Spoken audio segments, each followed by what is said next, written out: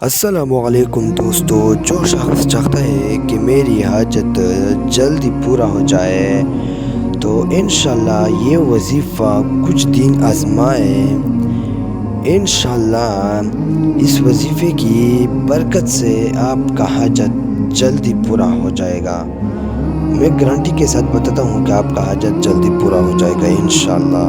یہ وظیفہ یقین سے کرنا ہے، اللہ پر یقین کرنا بہت ضروری ہے۔